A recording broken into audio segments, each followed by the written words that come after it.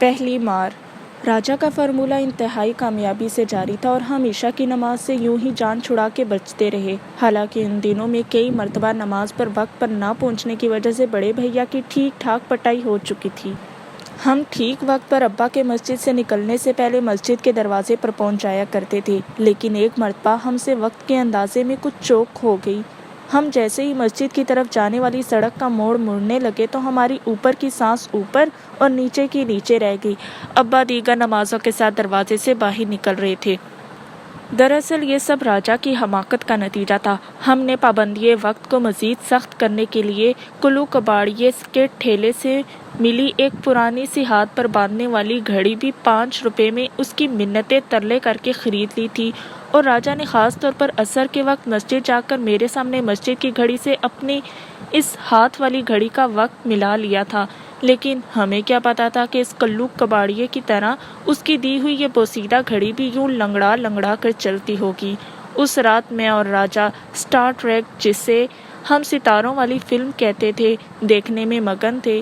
میں نے 2 مرتبہ راجا سے وقت پوچھا اور دونوں مرتبہ بے-دھیانی میں 8:05 بتایا۔ جب تیسری مرتبہ بھی میرے پوچھنے پر راجا کے منہ سے 8:05 نکلا تو ہم دونوں ہی زور سے چونکے۔ راجا نے کلائی پر بندھی گھڑی کو غور سے دیکھا اور زور سے چلایا، ابے یار، مارے گئے! سب لوگ چونک کر ہماری طرف دیکھنے لگے۔ میں نے جلدی سے راجا کے منہ پر ہاتھ رکھ دیا۔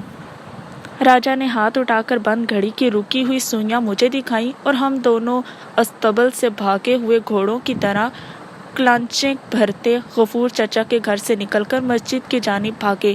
راستے میں راجا اپنی بیٹی کے گھر سے واپس لوٹتی ہوئی جمن بوا سے زور سے ٹکرا بھی گیا۔ دراصل اس میں میرا اور راجا کا اتنا قصور نہیں تھا جتنا جمن بوا کے بڑے سے شٹل کاک برقعے کا تھا، جس کا گھیرا اس قدر پھیلا ہوا تھا کہ مشرق سے مغرب تک ہر سمت صرف ان کا برقعہ ہی بکھرا نظر آتا تھا۔ ہم بھاگتے ہوئے کالونی سے نکل رہے تھے اور جمن بوا سائیکل رکشے والے کو سلاوتیں سناتی محلے میں داخل ہو رہی تھی۔ موڑ مڑتے ہی وہ ہم دونوں کے سامنے آ گئی۔ میں تو پھر بھی کسی نہ کسی طرح جھکائی دیکھ کر ان کے خیمے نما برقعے سے بچ نکلنے میں کامیاب ہو ہی گیا، لیکن راجا پوری کوشش کے باوجود ان کے برقعے کی ضد میں آ ہی گیا۔ جمن بوا کے منہ سے زور سے ایک لمبی اور اونچی ہائے کی آواز نکلی۔ پہلے ان کی چٹائی کی بنی ہوئی ٹوکری فضا میں بلند ہوئی، اس کے بعد ان کا سال خوردہ پلاسٹک والے فریم کا موٹا سا چشمہ، اور پھر مجھے صرف اتنا ہی نظر آیا کہ راجا ان کے برقعے میں کچھ اس طرح سے گڑمٹ ہوا کہ کچھ دیر تک پتہ ہی نہیں چل پایا کہ ان میں سے جمن بوا کون سی ہے اور راجا کدھر ہے۔ ایسا لگتا تھا جیسے کسی بہت بڑے خیمے میں کوئی جنگلی بھینسا آ گھسا ہو۔ اگلے ہی لمحے راجا جمن بوا سمیت سڑک پر الٹا دھرا ہوا تھا۔ جمن بوا کے منہ سے مغلظات کا ایک ریلا تھا جو نکلے جا رہا تھا، لیکن چونکہ ان کا چشمہ بھی اتر کر سڑک کے درمیان کہیں پڑا ہوا تھا، لہٰذا انہیں میں اور راجا ٹھیک سے دکھائی نہیں دے پائے۔ وہ ہائے ہائے کرتے ہوئے ہمیں صلواتیں سنائی جا رہی تھی۔ میں نے بڑی مشکل سے ان کے برقعے کے اندر سے راجا کو کسی طرح ڈھونڈ کر نکالا، جو ابھی تک بدحواسی سے یہاں وہاں ہاتھ مار رہا تھا۔ اسے کھڑا کر کے میں نے جلدی سے بوا کا چشمہ اٹھا کر انہیں پکڑایا، اور اس سے پہلے کہ وہ چشمہ اپنی آنکھوں پر لگا کر ٹھیک سے ہمیں دیکھ پاتی، ہم دونوں وہاں سے ہوا ہو چکے تھے۔ لیکن اس تمام کشمکش میں الجھتے اور گرتے پڑتے جب ہم نے مسجد کا موڑ کاٹا تو ابا کو مسجد کے دیگر نمازیوں سمیت باہر نکلتے دیکھ کر میری تو سٹی گم ہو گئی۔ ابا کی نظر ابھی تک ہم پر نہیں پڑی تھی۔ ان کے پیچھے بڑے بھیا بھی سر پر اونی ٹوپی پہنے خراما خراما چلے آ رہے تھے۔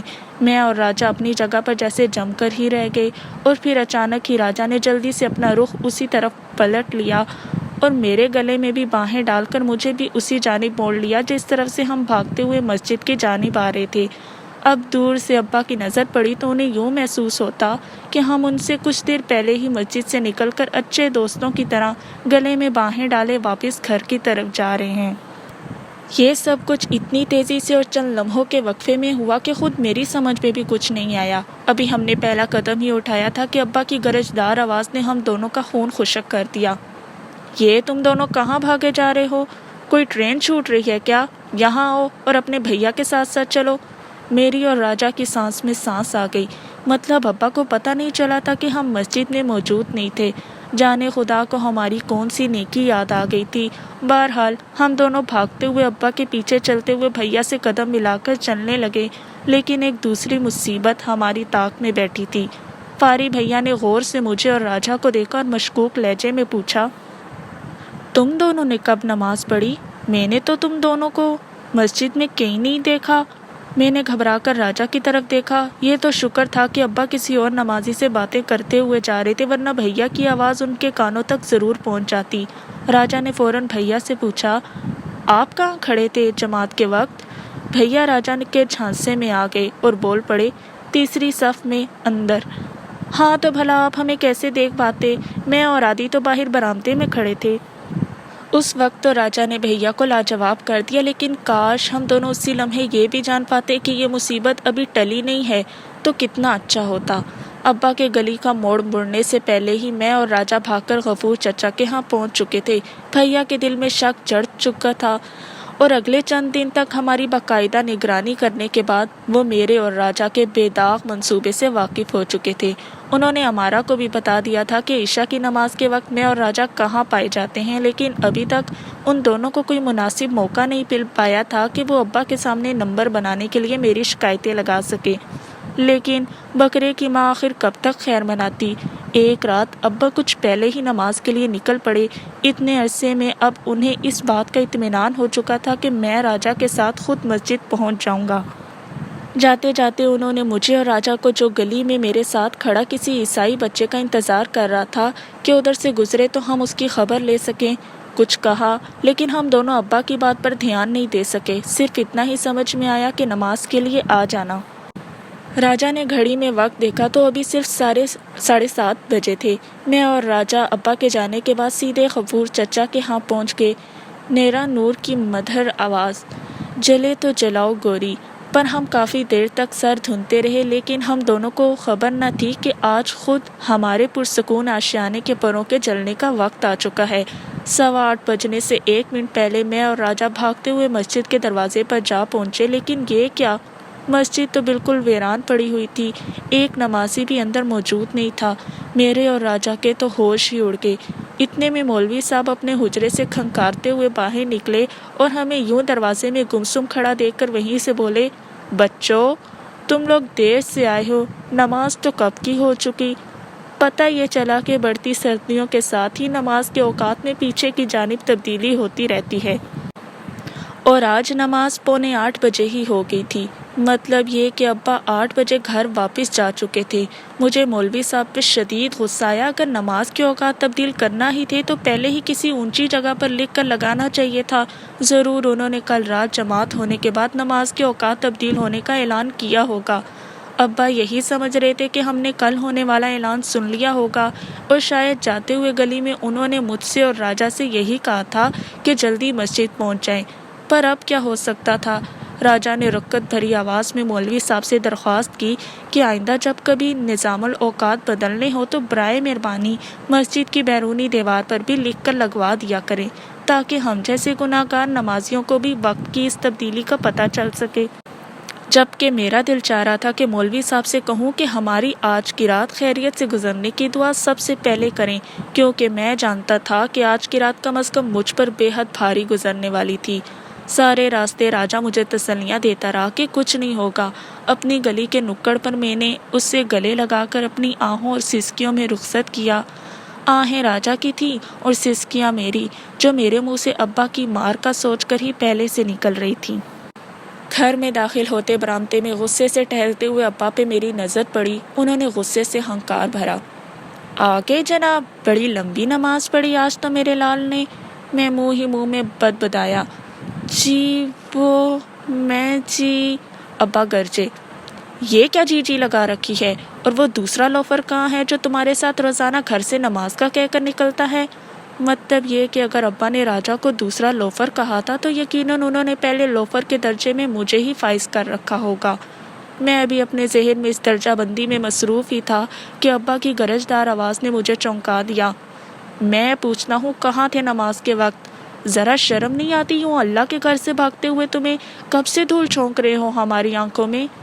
میں نے کچھ کہنے کے لیے منہ کھولا ہی تھا کہ امارا اور بھیا برآمدے کے ستونوں کے پیچھے سے نکل آئے اور امارا نے الف سے یہ تک کی ساری داستان امیر حمزہ ابا کے گوشت گزار کر دی۔ بھیا کے چہرے پر فاتحانہ مسکراہٹ تھی، جیسے کہہ رہے ہوں دیکھ لیا نا بچو، یہ انجام ہوتا ہے میرے گلک سے پوچھے بنا پیسے نکالنے کا، اب بھگتو۔ امارا بولتی گئی اور ابا کا پارا آسمان کی آخری حدوں کو چھونے کے درجے کو پہنچتا گیا۔ ایسے موقعوں کے لیے خاص چھڑی بھیا نے پہلے ہی برآمدے میں لا کر رکھ دی تھی تاکہ بعد میں ڈھونڈنے میں وقت ضائع نہ ہو۔ چند ہی لمحوں میں ابا کی وہ چھڑی ٹوٹ کر مجھ پر برس رہی تھی۔ اس رات تو امی کی مداخلت بھی کام نہ آئی۔ بالآخر جب امی نے ابا کی چھڑی کی ضربیں خود اپنے ہاتھ پر سہنا شروع کر دیں اور اپنے ہاتھوں کو میرے جسم کی مستقل ڈھال بنا لیا، تب ابا کو رکنا ہی پڑا۔ یہ پہلی مار تھی جو ابا کے ہاتھوں اس رات مجھے پڑی تھی۔ اس کے بعد بھی مجھے بہت بار مار پڑی، کبھی ابا کے ہاتھوں، کبھی اپنے درس دینے والے مولوی کے ہاتھوں، کبھی اسکول میں ہیڈ ماسٹر کے ہاتھوں، لیکن ان میں سے سب سے بری مار وہ تھی جو اس زمانے اور وقت نے مجھے ماری۔ شاید اس دنیا میں سب سے بڑی مار اس زندگی کی مار ہوتی ہے۔ آگے چل کر زندگی نے مجھے بہت مارا، ہر موڑ پر اٹھا اٹھا کر پٹخا۔ میرا جسم، میری روح جانے کتنی بار لہو لہان ہوئی، اس کی میں گنتی بھی بھولتا گیا۔ کاش زندگی، زمانے اور وقت کی مار بھی اس رات ابا کی مار جیسی ہوا کرتی، جس سے بچانے کے لیے امی کے محافظ ہاتھ ہمیشہ میری ڈھال بن جایا کرتے تھے۔ لیکن وقت کے ان بے رحم تھپڑوں سے بچانے کے لیے امی کے مہربان ہاتھ ہمیشہ اور ہر جگہ میری ڈھال نہیں بن پائے۔ زخم پر زخم لگتا رہا اور میں اپنے مقدر کی مار سہتا چلا گیا۔ پہلا ڈاکہ۔ اس رات ابا کی مار اور ان کی چھڑی کے نشانات بہت دنوں تک میرے جسم کی زینت بنے رہے۔ راجا نے جب میری پیٹھ پہ یہ نشانات دیکھے تو اسے پکا یقین ہو گیا کہ میں ابا کا سگا بیٹا نہیں ہوں اور ضرور انہیں کسی میلے وغیرہ سے ملا ہوں گا، جہاں اپنے اصل ماں باپ سے بچھڑ کر میں کسی جھولے پہ ٹنگا رو رہا ہوں گا اور ابا کو مجھ پر رحم آ گیا ہوگا اور وہ مجھے اپنے ساتھ گھر لے آئے ہوں گے۔ راجا کے اس یقین کامل کی وجہ حال ہی میں ریگل سینما میں لگی محمد علی اور شاہد کی نئی فلم جوش تھی، جس میں ہیرو اپنے گھر والوں سے ٹھیک یوں ہی بچھڑ جاتا ہے اور پھر جوان ہونے کے بعد اسے اپنے اصلی ماں باپ واپس مل جاتے ہیں۔ راجا نے کئی قسطوں میں چھپ کر یہ فلم دیکھی تھی اور اسے محمد علی کے تمام مکالمے زبانی یاد بھی تھے۔ راجا کے بقول اسے تو میرے نازک انداز و اطوار دیکھ کر پہلے دن ہی سے پکا یقین تھا کہ میں کسی نہایت امیر و کبیر گھرانے کا چشم و چراغ ہوں، جو نہ جانے کیسے اس غریب محلے میں آ پہنچا تھا۔ میں بھی حیرت سے منہ کھلے راجا کی یہ تھیوری سن رہا تھا کہ اچانک ہی راجا نے زور سے میرے دونوں ہاتھ پکڑ لیے اور انتہائی جذباتی لہجے میں اس نے مجھ سے یہ وعدہ کرنے کو کہا کہ جب کبھی میرے اصلی ماں باپ مجھے ڈھونڈتے ہوئے یہاں تک آ پہنچیں اور میں ان کی لمبی سی مرسیڈیز گاڑی میں اس محلے سے رخصت ہونے لگوں تو جاتے جاتے راجا کو بھی اپنے ساتھ ہی پچھلی سیٹ پر بٹھا کر لیتا چلوں، کیونکہ میرے بغیر اس کا دل بھلا اس جگہ پھر کیوں لگے گا۔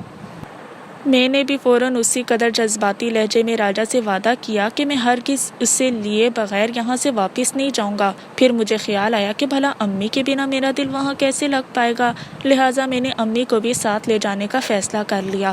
پھر مجھے خیال آیا کہ امارا اور بڑے بھیا میرے ساتھ وہاں نہ ہوئے تو میں اپنی عمارت کا رعب کس پر ڈالوں گا اور روزانہ میری لڑائی کس سے ہوگی، لہٰذا طے یہ پایا کہ امارا اور بڑے بھیا کو بھی شدید دشمنی کے باوجود ساتھ لے جانے میں کوئی حرج نہیں ہے۔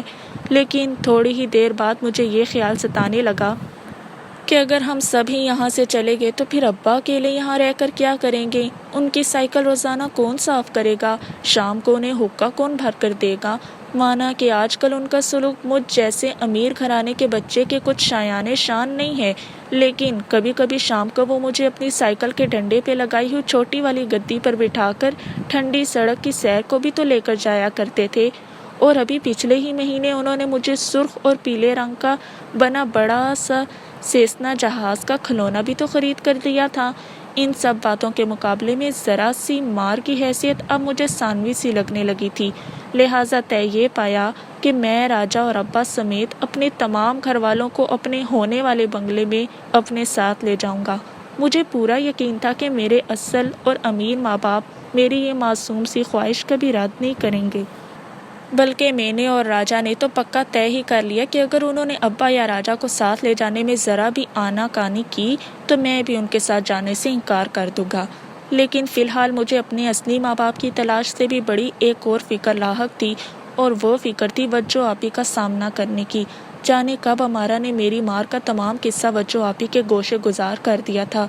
दरअसल अमारा भी मेरे साथ ही उस्तानी खाला के यहाँ सबक पढ़ने जाया करती थी और मुझसे 4 सुपारे आगे भी थी। अब्बा की मार के बाद मैं एक आध दिन इंतकामन उस्तानी खाला के यहाँ सबक पढ़ने नहीं गया। तभी इन दिनों में बदकिस्मती से वज्जो आपी किसी काम से उस्तानी खाला के यहाँ आई और मुझे ना पाकर अमारा से मेरे बारे में पूछ बैठी। बस फिर क्या था, अमारा को तो वैसे भी हमेशा मेरी इज्जत नफ्स दूसरों के सामने मजरू करने में बेहद मज़ा आता था, और उस दिन तो वो वैसे भी मुझसे लड़ कर गई थी क्योंकि मैंने उसकी कॉपी पर बेध्यानी में स्याही उलट दी थी। अमारा ने खूब नमक मिर्च लगाकर वज्जो आपी को उस रात का सारा किस्सा सुना दिया और फिर वापस आकर मुझे भी बताने लगी कि वज्जो आपी मुझे अपने घर बुला रही हैं। मेरा माथा तो उसी वक्त ही ठनक गया कि ज़रूर दाल में कुछ काला है, लेकिन बाद में पता चला कि ये तो पूरी दाल ही काली है। 2-4 दिन तो मैं वज्जो आपी से नज़र बचा गया, लेकिन फिर एक दिन जब हम मोहल्ले के बड़े मैदान में स्टापू खेल रहे थे और खेल में इस कदर मगन थे कि हमें वज्जो आपी के तांगे के आने तक का पता नहीं चला। मैं उस वक्त चौंका जब मुझे फजदू बाबा की आवाज़ सुनाई दी, जो तांगे वाले से किराए पर बहस कर रहे थे। घबरा कर दूसरी जानिब देखा तो वज्जो आपी बड़ी सी चादर लपेटे तांगे से उतर रही थी। मैं फ़ौरन वहाँ से रफू चक्कर होने की नीयत से भागा, लेकिन दूसरे ही लम्हे मेरी कलाई वज्जो आपी की नाजुक गिरफ्त में थी। आदि, कहाँ भागे जा रहे हो? मेरे साथ घर चलो। अम्मा ना जाने कितने दिन से तुम्हारे लिए माश की दाल का हलवा बनाए बैठी हैं, रोज़ तुम्हारा पूछती हैं। सकीना खाला माश की दाल का हलवा वाकई बहुत लजीज बनाती थी, लेकिन उस वक्त मुझे ये तरकीब भी लुभा नहीं सकती थी। लेकिन अब कुछ हो भी तो नहीं सकता था। वज्जो आपी उसी तरह मेरा हाथ थामे मुझे अपने साथ अपने घर ले गईं। घर में घुसते ही उन्होंने अपनी अम्मा को आवाज़ लगाकर मुतला कर दिया कि मैं यानी जनाब आदि साहब उनके साथ ही तशरीफ़ ले आया हूँ, लिहाजा मेरे लिए भी शाम की चाय बनाई जाए। सकीना खाला को हदायत देने के बाद वज्जो आपी ने मुझे अपने सामने पड़ी चौकी पर बिठा लिया और मेरी तरफ गौर से देखते हुए अचानक ही पूछ बैठी, आदि, ये मैं तुम्हारे बारे में क्या सुन रही हूँ? सच कहूँ तो तुमसे ऐसी उम्मीद मुझे हरगिज़ ना थी। मैं उनके इस अचानक हमले से घबरा गया और फिर मेरे दिल के दूसरे चोर ने भी उसी लम्हे सर उठाया। कहीं ने ताहिर भाई ने यह तो नहीं बता दिया कि उस रोज़ उनके घर अंगूरों की परात नहीं पहुँची थी? इतने दिनों से वो अंगूरों वाला माजरा तो मैं भुलाए ही बैठा था। अब जो वज्जो आपी सामने आई तो अचानक ही मेरी नज़र के सामने अंगूर के गुच्छे लहराने लगे। मेरे मुंह से बस इतना ही निकल पाया, जी क्या? तब वज्जो आपी ने धीरे से मेरे कान में कहा, मुझे तुम्हारी नमाज चोरी वाले राज के बारे में सब पता है। कितनी बुरी बात है आदि, भला कोई ऐसे भी करता है? मैं जानती हूँ ये सारी शरारत उस राजा की होगी। मेरी मानो तो उस राजा से दूर ही रहा करो, वो तो है ही सदा का शरारती, तुम्हें भी अपनी तरह का बना डालेगा। जबकि मैं अच्छी तरह जानती हूँ कि हमारा आदि बहुत अच्छा बच्चा है। कितनी अजीब बात थी कि दुनिया में हर किसी को अपना बच्चा ही सबसे ज़्यादा शरीफ, मासूम और अल्लाह मियाँ की गाय नज़र आता है। राजा अक्सर मुझे बताता था कि उसकी माँ उसे पप्पू के साथ खेलने से मना करती थी। पप्पू की अम्मी को गुड्डू से शिकायत थी और गुड्डू के अब्बा उसे राजा से दूर रहने की हदायत करते रहते थे। इन बड़ों की आपस में तो कभी बनती नहीं थी, उल्टा ये सब मिलकर हम बच्चों के इत्तेहाद और इत्तफाक को तबाह करने के दर पर रहते। लेकिन शुक्र है कि हम सब बच्चों को इन खराफात में पड़ने की बिल्कुल भी आदत नहीं थी। हम अपने अपने घर वालों की बातें एक कान से सुनकर दूसरे कान से निकाल देते थे, लेकिन आज बात हमारे घर वालों में से किसी बड़े की ना थी।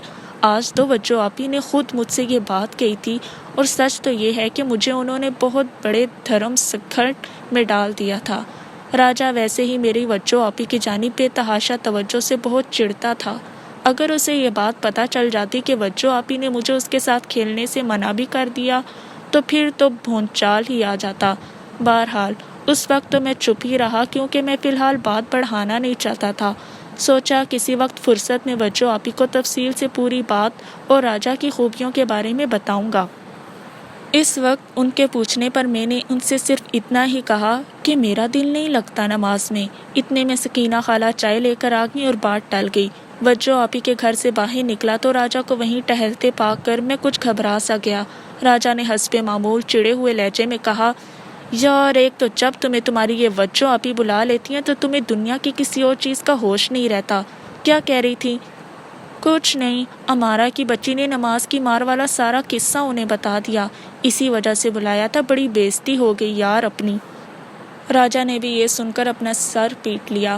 ہم دونوں نے اسی وقت عہد کیا کہ موقع ملتے ہی امارا سے ایسا بدلہ لیں گے کہ وہ بھی ساری زندگی یاد رکھے گی۔ امارا کو رینگنے والے کیڑوں مثلاً لال بیگ، چھپکلی وغیرہ سے بے حد ڈر لگتا تھا۔ میں نے راجا کو کہیں سے بھی ایک عدد موٹی تازی چھپکلی کا انتظام کرنے کو کہا۔ ہمارا ارادہ تھا کہ استانی خالہ کے ہاں سبق پڑھتے ہوئے راجا انگور کی بیل کے اوپر سے کسی طرح اس چھپکلی کو امارا کے اوپر گرائے گا۔ اس کے بعد امارا کو خوف کے مارے جو حشر ہوتا، اس سے میں اور راجا خوب واقف تھے۔ ہم کافی دیر تک وہیں کھڑے اس منصوبے کی جزیات طے کرتے رہے اور ہمارے انتقامی جذبے اور خیالات کو کافی حد تک وہیں کھڑے کھڑے سوچ کر ہی کافی تسکین مل گئی۔ اتنے میں مغرب کی اذان سنائی دی تو ہم دونوں مسجد کی جانب دوڑ پڑے، کیونکہ آج کل ایک نئی افتاد ہم پر پڑی ہوئی تھی۔ ابا نے باقاعدہ ہماری مسجد میں حاضری لگانا شروع کر دی تھی۔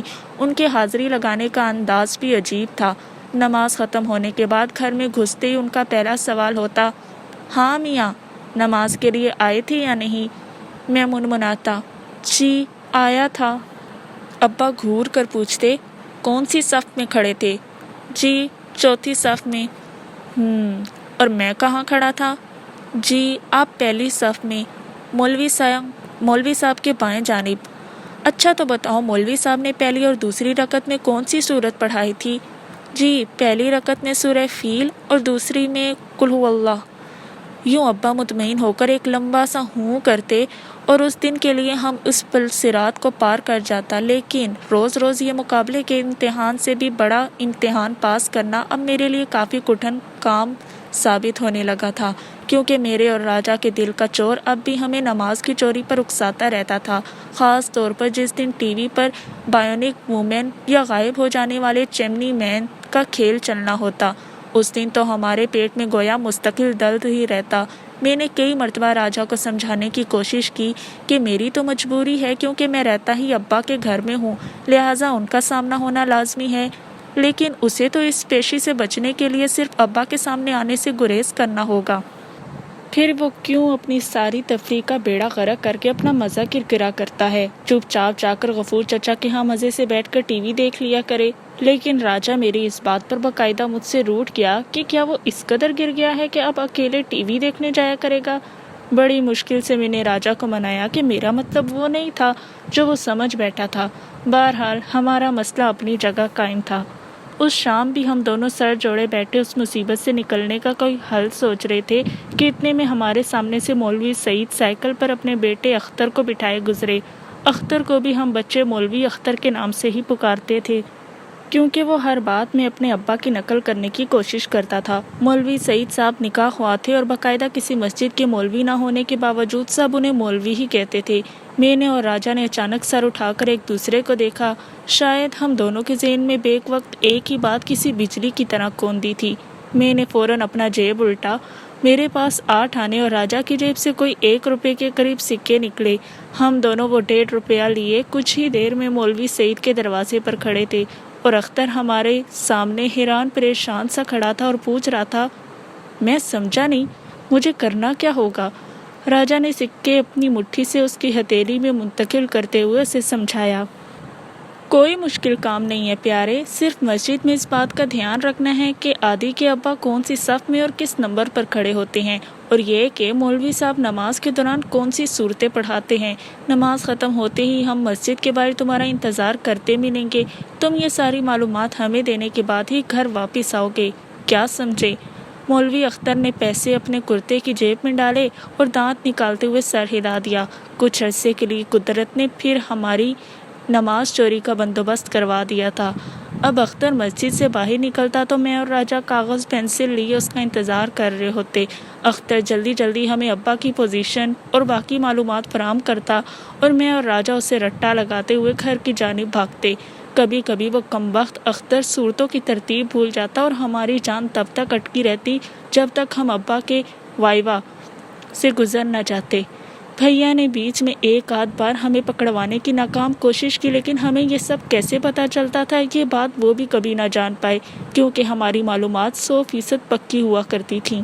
راجا نے اس معاملے میں کبھی میرا ساتھ نہ چھوڑا، لیکن حیرت کی بات یہ ہے کہ اس تمام عرصے میں ہم دونوں کو یہ بات کبھی سمجھ نہیں آ سکی کہ ہم اس تمام عمل میں جس مشقت سے گزر رہے ہیں اور تو اور اپنا جیب خرچ بھی اس لالچی اختر کی جیبوں میں بھر رہے ہیں، اوپر سے ہر لمحہ ابا کا ڈر اور پکڑے جانے کا خوف الگ۔ اس تمام عذاب سے تو کہیں آسان تھا کہ ہم سیدھے صبح مسجد میں جا کر خود ہی نماز پڑھ لیتے، کیونکہ اختر کو درمیان میں ملوث کرنے کے بعد کبھی کبھی تو ہمارا اس سے بھی کئی زیادہ وقت ضائع ہو جاتا تھا جتنا اس صورت میں ہوتا جب ہم سیدھے مسجد جا کر خود نماز پڑھ کر نکل آتے۔ لیکن ہمارے ذہن میں یہ بات کبھی نہ آئی کہ یہ چوری تو ہمیں کچھ دینے کے بجائے خود ہم سے ہمارا بہت کچھ چھین رہی تھی، الٹا ہماری اپنی جیبوں پر بھاری پڑ رہی تھی۔ دنیا میں کس چور نے ایسی چوری کی ہوگی جس کے بعد ہر بار وہ خود ہی لوٹا ہو؟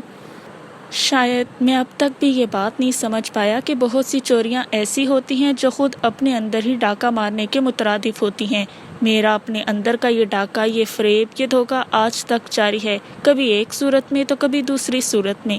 چاہے کچھ ہو جائے پر میرے اندر کا ڈاکو ڈاکہ مارنے سے باز نہیں آتا۔ پہلا بائسکوپ۔ جس دن سے راجا نے یہ انکشاف کیا کہ میرے امی ابا میرے سگے ماں باپ نہیں ہو سکتے، اس دن سے محلے میں کوئی بھی کھیل کھیلتے ہوئے ہماری نظر جب کبھی محلے کے گیٹ سے اندر داخل ہوتی، کسی لمبی چوڑی امپلا شیورلے یا فیاٹ کار پر پڑتی، تو میں اور راجا کھیل چھوڑ چھاڑ کر اس گاڑی کا طواف کرنے لگ جاتے۔ ہم دونوں کو اب بھی پورا یقین تھا کہ ایسی ہی کسی بڑی گاڑی میں کسی دن ہماری قسمت کے مسیحا بھی ہمیں لینے آ جائیں گے۔ راجا صاحب لوگ اور میم صاحبہ کے گاڑی سے اترنے سے پہلے ہی جلدی سے مجھے گاڑی کے سامنے لے جا کر کھڑا کر دیتا، اور میں انتہائی معصوم سی شکل بنا کر اس وقت تک ان کے سامنے پلکیں پٹ پٹاتا رہتا جب تک ان لوگوں کی مجھ پر نظر نہیں پڑ جاتی تھی۔ دراصل میں اور راجا چاہتے تھے کہ اگر وہ بڑی گاڑی والے صاحب اور میم میری ہی تلاش میں ہمارے محلے میں آئے ہیں تو پہلی ہی نظر میں وہ مجھے پہچان جائیں، لیکن درجنوں جوڑوں کے دیکھنے کے باوجود میں کسی کا مطلوبہ کھویا ہوا بچہ ثابت نہ ہوا۔ کبھی کسی میم یا صاحب کی نظر مجھ پر پڑ بھی جاتی تو ہاؤ سویٹ کہہ کر میرے گال کھینچ کر آگے بڑھ جاتے۔ ایک آدھ نے چاکلیٹ بھی تھما دی، اور ایک دن تو حد ہی ہو گئی۔ میں اور راجا ویسے تو محلے کے سب سے فیشنیبل بچے تھے، اور ہماری امیاں ہمیں خوب چمکا کر اور کنگھی پٹی کر کے گھر سے باہر نکالتی تھیں۔ میری امی کو تو ہمیشہ مجھے کسی کی نظر لگ جانے کا ڈر رہتا تھا، لہٰذا وہ میرے ماتھے، ناک یا گال پر ایک آدھ کالا ٹیکا لگا کر گھر سے باہر بھیجتی تھی۔ لیکن اس دن میں اور راجا استانی خالہ کے ہاں سے سبق پڑھ کر سیدھے محلے کے بڑے میدان میں پٹھو گرم کھیلنے کے لیے آ گئے تھے، لہٰذا ہمارے سروں پر ابھی تک گھر سے نکلتے وقت رکھی گئی سفید توپلی ٹوپیاں بھی موجود تھی۔ ابھی ہم نے کھیل شروع ہی کیا تھا کہ محلے میں سفید رنگ کی ایک بڑی سی کیٹلک داخل ہوئی۔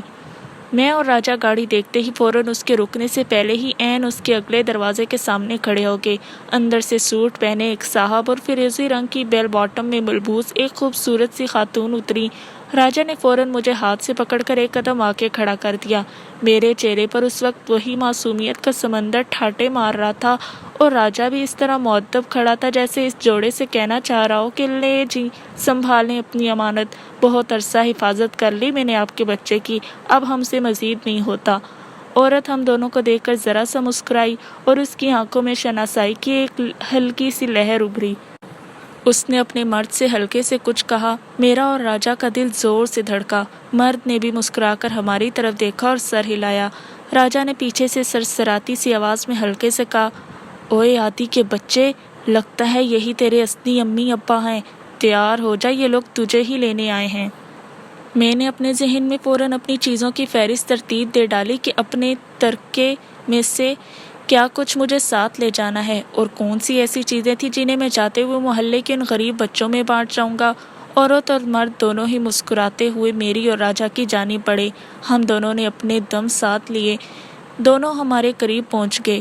میم صاحب نے میرے گال چھو لیے اور مرد نے راجا کے سر پر ہاتھ پھیرا۔ دونوں کے ہاتھ آگے بڑھے اور کوئی کاغذ نما چیز ان کے ہاتھوں سے ہمارے ہاتھوں میں منتقل ہو گئی اور جوڑا آگے بڑھ گیا۔ کچھ دیر تک تو میں اور راجا سمجھ ہی نہیں پائے کہ ہوا کیا ہے۔ پھر جب ہم دونوں نے اپنی اپنی ہتھیلیاں کھولیں تو اس میں 10-10 روپے کے 2 نوٹ میری اور راجا کے مٹھی میں جکڑے ہوئے تھے۔ میم صاحب اور بڑے صاحب میرے اور راجا کے حلیے اور ہماری سر پر سجی سفید ٹوپیاں دیکھ کر نہ جانے کیا سمجھے کہ ہمارے ہاتھوں میں پیسے تھما گئے۔ بقول راجا وہ ہمیں مدرسے کے لیے چندہ جمع کرنے والے بچے سمجھے تھے۔ اس قدر بےعزتی، غصے کے مارے میری آنکھوں میں پانی بھر آیا۔ میں وہیں پیسے پھینک کر اور پیر پٹکتے ہوئے وہاں سے گھر کی طرف چل پڑا۔ راجا مجھے پیچھے سے آوازیں دیتا رہ گیا، لیکن میں نے پلٹ کر بھی نہیں دیکھا اور بھاگتا ہوا گھر چلا گیا۔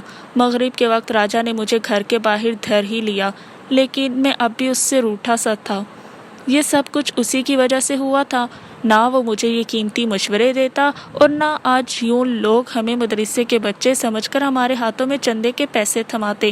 میں نے تو راجا سے یہاں تک کہہ دیا کہ اب مجھے اس کی کسی بات کا یقین ہی نہیں رہا۔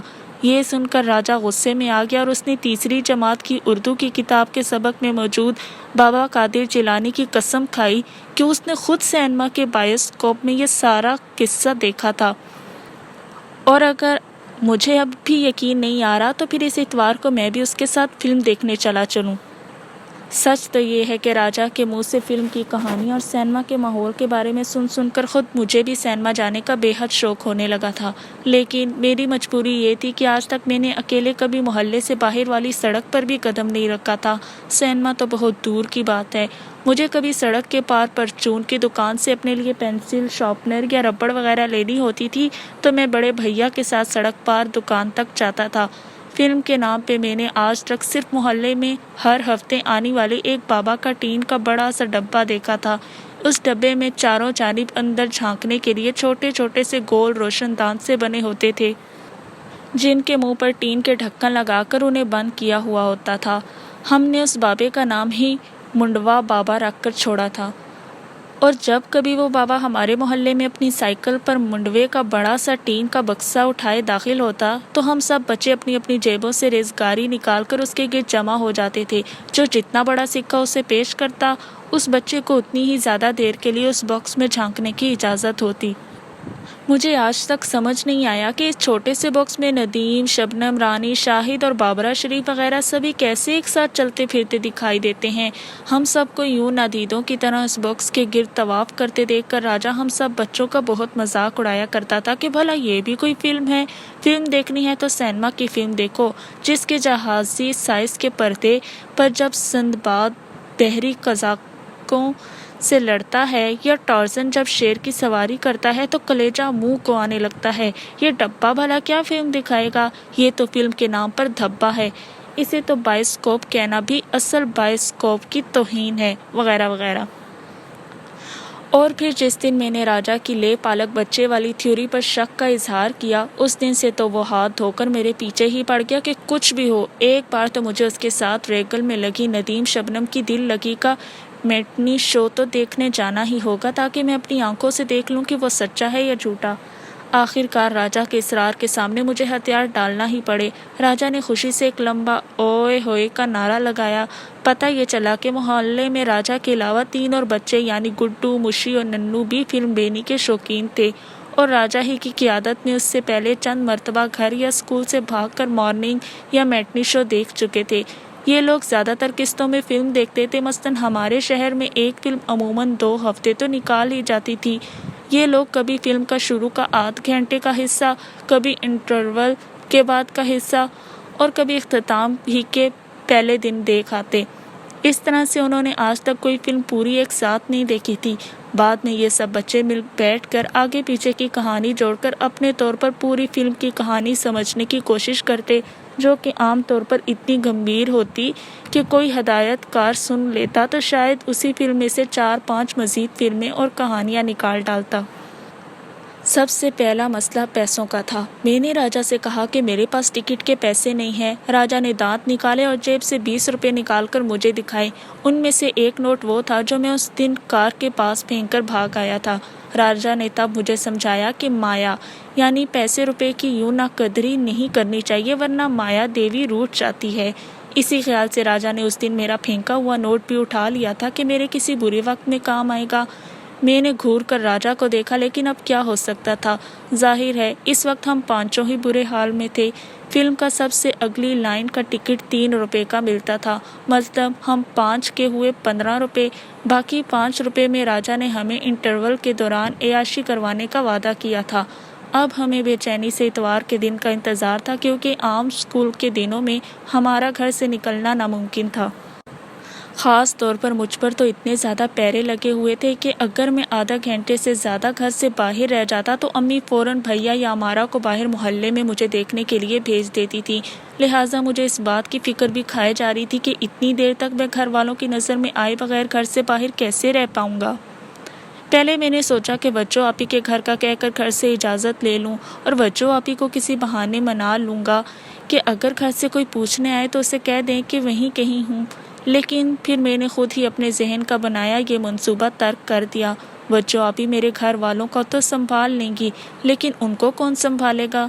وہ تو سوال پوچھ کر مجھے ہی نڈھال کر دیں گی، اور پھر اگر انہیں اس بات کی ذرا بھی بھنک پڑ گئی کہ میں راجا کے ساتھ اتنی دیر کے لیے کہیں جا رہا ہوں تو پھر تو سمجھو قیامت ہی برپا کر دیں گی۔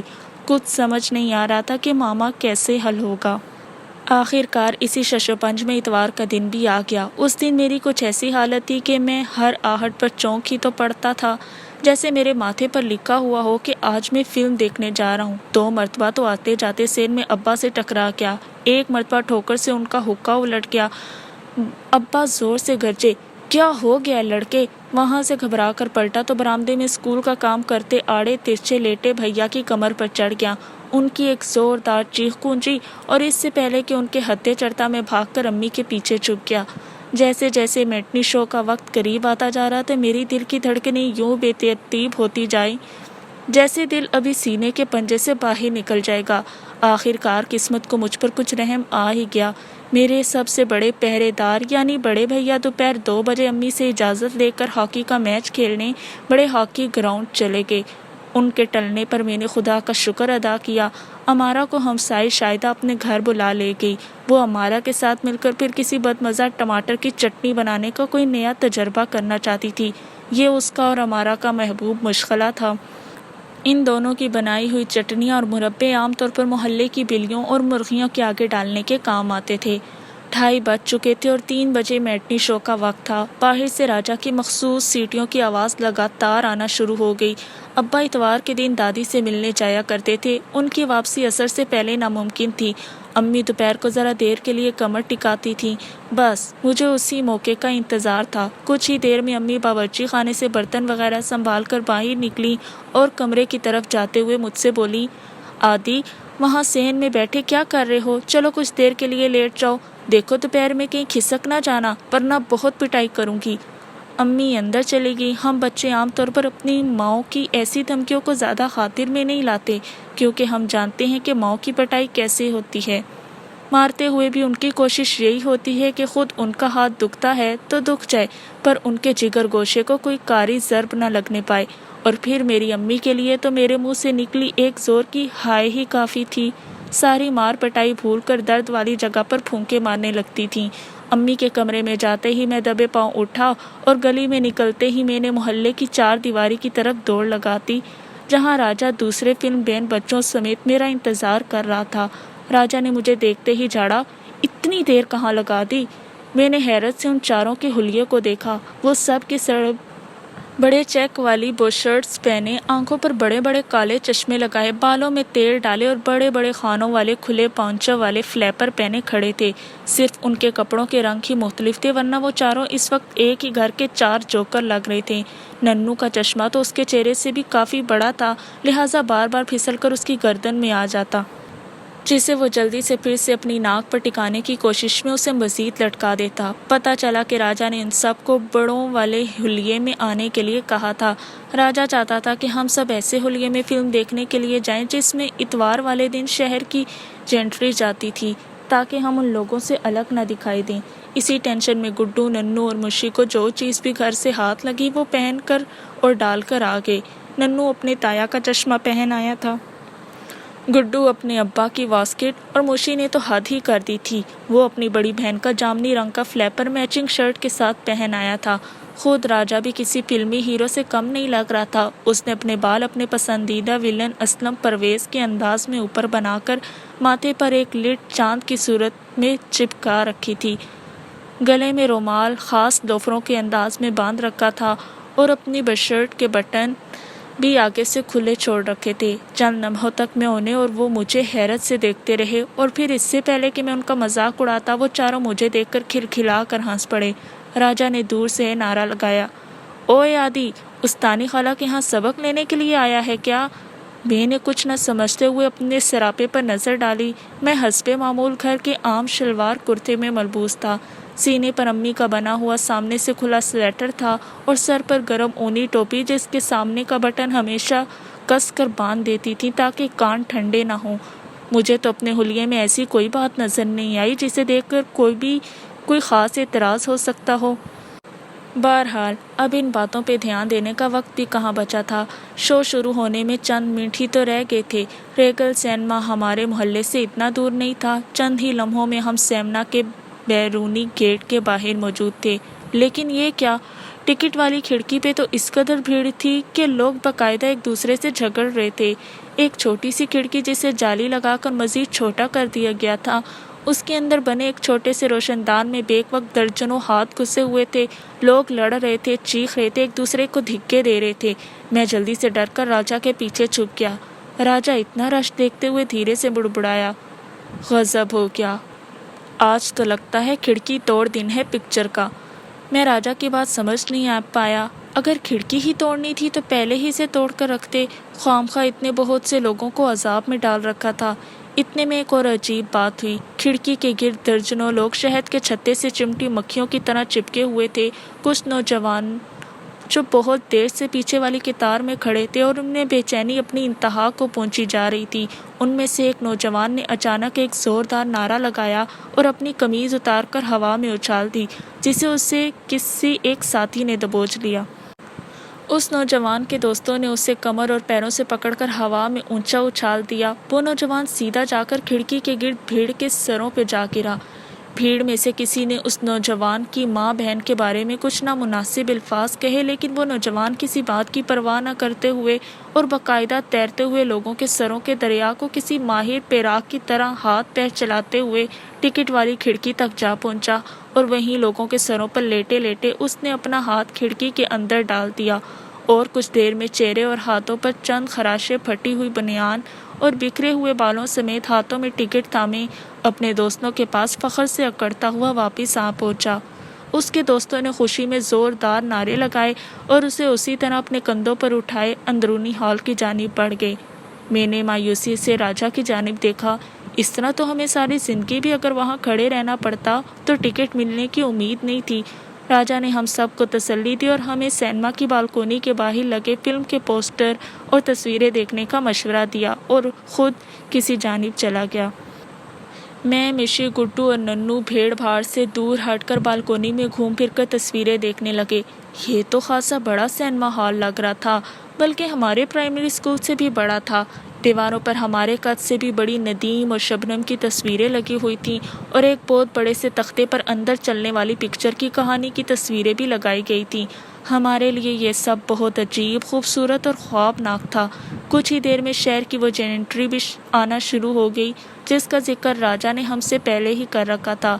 یہ وہ لوگ تھے جو پہلے ہی سے ٹکٹ بک کروا کر رکھتے تھے، یا پھر شہر کے اہم عہدوں پر فائز لوگوں کی فیملیز تھیں، جیسے کمشن صاحب، ڈپٹی صاحب، بڑے لاٹ صاحب، ایس پی صاحب وغیرہ، جنہیں ہر نئی فلم کے رعایتی پاس پہلے ہی سے مہیا کر دیے جاتے تھے۔ یہ سب لوگ بنا کسی بھیڑ میں بنی قطار میں لگے اور بنا اپنے کپڑے اور سنورے ہوئے بال خراب کیے ہاتھوں میں بیگم صاحبات کے ہاتھ تھامے اور نوکروں کو لیمن یا فالسے کی ٹھنڈی بوتلوں کی ٹوکریاں تھمائے چپس اور چنگم چباتے ہوئے ہنستے مسکراتے سینما کے ہال میں داخل ہو رہے تھے۔ سب ان بچوں کو پیار کر رہے تھے اور ان کو جھک جھک کر سلام کر رہے تھے۔ میرے دل میں ایک عجیب سی خواہش اور خیال نے اسی لمحے جنم لیا کہ آئندہ میں تبھی پکچر دیکھنے آؤں گا جب میں خود لاٹ صاحب بن جاؤں گا۔ بھلا یوں بھیڑ بھاڑ میں اور گرد میں لڑتے ہوئے ٹکٹ حاصل کر کے بائسکوپ دیکھنے میں بھی کوئی مزہ ہے؟ مجھے تو باہر موجود سبھی لوگ لڑاکا مرغوں کا ایک بپھرا ہوا غول لگ رہے تھے۔ اب اندر سے زوردار اور گھن گرج کے ساتھ کچھ آوازیں بھی آنا شروع ہو گئی تھی۔ ننو جو پہلے بھی راجا کے ساتھ ایک آدھ مرتبہ پکچر دیکھنے آ چکا تھا، اس نے بتایا کہ اندر پاکستان کا تصویری خبرنامہ شروع ہو چکا ہے اور اب کچھ ہی دیر میں جھنڈا دکھا کر ترانہ بجایا جائے گا اور پھر اصل فلم شروع ہو جائے گی۔ راجا کو گئے بہت دیر ہو گئی تھی، اب تو ہم سب کو اس کی فکر شروع ہو گئی تھی۔ اچانک گیلری کے اختتام سے راجا ایک عمر رسیدہ شخص کے ساتھ دکھائی دیا۔ اس شخص نے موٹا سا نظر کا چشمہ لگا رکھا تھا۔ قریب آ کر اس نے ہم سب کو اپنے چشمے کے پیچھے گھورتی دو چھوٹی چھوٹی آنکھوں سے غور سے دیکھا اور راجا سے پوچھا، کیا یہی چاروں ہیں؟ راجا نے جلدی سے دانت نکالے، جی ہم پانچوں کو ہی شاہ جی نے بھیجا ہے۔ عمر رسیدہ شخص نے اپنے آپ سے بڑبڑاہٹ کی، کمال کرتے ہیں شاہ جی بھی، اتنے کم عمر بچوں کو اکیلا بھیج دیا سینما ہال۔ پھر وہ ہم سے مخاطب ہوا، اچھا چلو آؤ میں تم لوگوں کو ہال میں بٹھا دوں، جب ٹکٹ چیک کر آئے تو صرف اس سے اتنا کہہ دینا کہ تم شاہ جی کے بھیجے ہوئے ہو، سمجھ گئے نا؟ راجا نے جلدی سے سر ہلایا، ہماری سمجھ میں تو کچھ نہیں آ رہا تھا کہ یہ کس شاہ جی کی بات ہو رہی ہے جس نے ہمیں بھیجا ہے اور خود کو ہم ہی کو خبر نہیں۔ میں نے سوالیہ نگاہوں سے راجا کی طرف دیکھا، لیکن اس نے چھپ کے جلدی سے اپنے ہونٹوں پر انگلی رکھ کر ہمیں خاموش رہنے کا اشارہ کر دیا۔ وہ شخص ہمیں لیے ہوئے ایک بہت بڑے سے اندھیرے ہال میں داخل ہو گیا، جہاں ایک بہت بڑے پردے پر تصویریں چل رہی تھیں۔ اندھیرا اتنا تھا کہ ہاتھ کو ہاتھ سجائی نہیں دے رہا تھا۔ مشی کسی عورت کے پاؤں پر چڑھ گیا، وہ زور سے چلائی، ہم سب سہم گئے۔ عورت کے ساتھ بیٹھے ہوئے کمزور سے شخص نے کڑک کر کہا، اجی دیکھ کر چلیے، ہماری بیگم کے پاؤں کا قیمہ کر دیا۔ ہم سب جلدی سے آگے بڑھ گئے۔ بعد میں راجا سے پتہ چلا کہ اس جگہ کو سٹال کہتے ہیں۔ یہ ہال کے سب سے آخر میں بنی ہوئی بہت سی بالکونیوں میں سے ایک بالکونی تھی۔ میں نے راجا کو کونی مار کر کہا کہ اتنی دور بیٹھ کر پکچر دیکھنے میں بھلا کیا خاک مزہ آئے گا؟ راجا نے تو وعدہ کیا تھا کہ وہ ہمیں سب سے اگلی قطار میں بٹھا کر فلم دکھائے گا۔ راجا نے دھیرے سے میرے کان میں کہا، ابے جاہل، میں تم لوگوں کو 10 روپے والے سٹال میں بٹھوا رہا ہوں اور تم لوگ 12 آنے والے بینچ پر بیٹھنے کی ضد کر رہے ہو، چپ چاپ میرے پیچھے چلے آؤ۔ اس دن پہلی دفعہ مجھے پتا چلا کہ سینما کی جو سیٹ پردے سے جتنی دور ہوتی ہے اس کا کرایہ اتنا ہی زیادہ ہوتا ہے۔ عجیب بے وقوف لوگ تھے یہ سینما والے بھی۔ غفور چچا کے ہاں تو ٹی وی کے قریب بیٹھنے کے لیے ہم بچوں میں باقاعدہ جنگ ہوا کرتی تھی، اور یہاں یہ لوگ دور بیٹھنے کے لیے باقاعدہ زیادہ پیسے دینے کو تیار تھے۔ وہ عمر رسیدہ شخص ہمیں ہماری سیٹوں پر بٹھا کر چلا گیا۔ جاتے جاتے اس نے ازراہ مروت راجا سے پوچھا کہ کھانے پینے کے لیے کچھ چاہیے ہو تو بتا دیں۔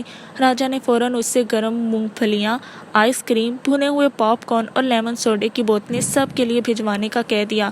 میں شدید حیرت زدہ تھا کہ 20 روپے میں ہمیں اسٹال میں سیٹ بھی مل گئی، اور اس کے باوجود بھی اتنے پیسے بچ گئے تھے کہ راجا نے اتنا بہت کچھ آرڈر بھی کر دیا۔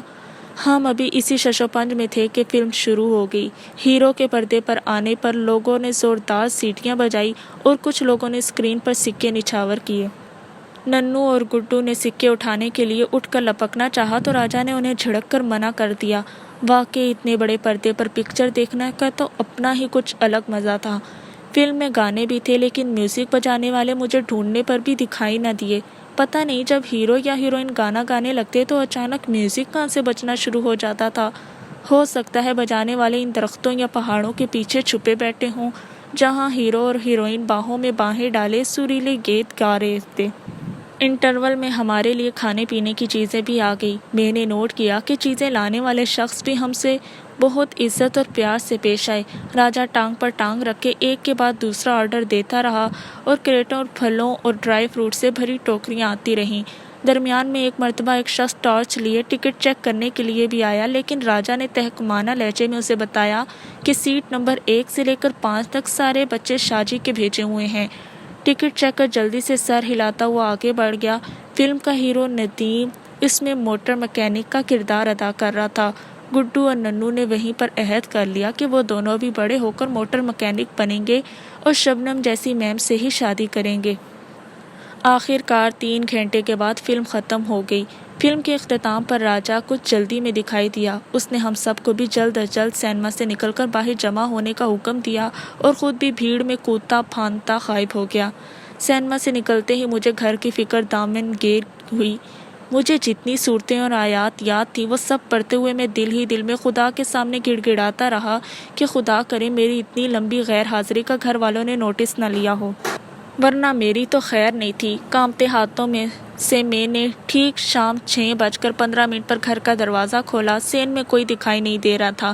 ڈرتے ڈرتے برآمدے میں جھانکا تو امی پر نظر پڑی جو استانی خالہ کے ساتھ بیٹھی ادھر ادھر کی باتوں میں مشغول تھی۔ مجھے دیکھتے ہی غصے سے بولی، آدی کہاں آوارہ گردی کرتے رہے ہو دن بھر؟ ابھی تمہارے بھیا کو میں نے سکینہ کے ہاں بھیجا ہے تمہیں بلانے کے لیے۔ کہاں غائب تھے دن بھر؟ مطلب امی کو خاص پتہ نہیں تھا کہ میں کب سے غائب ہوں۔ میں کچھ جواب سوچ ہی رہا تھا کہ بڑے بھیا اندر داخل ہوئے اور وہیں سے بولے، اے لو یہ جناب یہاں موجود ہیں اور میں ان کی تلاش میں سارے کا سارا محلہ چھان کر آ رہا ہوں۔ اس کے لوفر دوستوں میں سے کوئی بھی دکھائی نہیں دیا۔ کہاں تھے تم سارے؟ یہیں تھے ہم سارے، راجا کے ساتھ اسکول کا کام کر رہے تھے۔ راجا کے نام پر بھیا کچھ چونکے لیکن استانی خالہ کی وجہ سے بات آگے نہیں بڑھی اور امی نے ہلکی سی ڈانٹ پلانے کے بعد مجھے منہ ہاتھ دھونے اور کپڑے تبدیل کرنے کا حکم دے دیا۔ ابا کہاں تھے یہ میں نے پوچھنے کی جسارت ہی نہیں کی۔ میں نے دل ہی دل میں خدا کا لاکھ شکر ادا کیا کہ کسی کو بھی میری اتنی بڑی واردات کی کچھ خبر نہ ہو سکی تھی۔ لگتا تھا اس دن قسمت واقعی مجھ پر مہربان تھی کیونکہ ابا بھی دادی کی طرف سے آنے کے بعد امارہ کو لے کر بازار چلے گئے تھے۔ شام کو بھی میں جلد ہی بستر میں گھس گیا اور وہ شام میری ایسے سپنے دیکھتی گزری جس میں سب کچھ دل لگی جیسا تھا سوائے ہیرو کے جس کی جگہ آدی نے لے لی تھی۔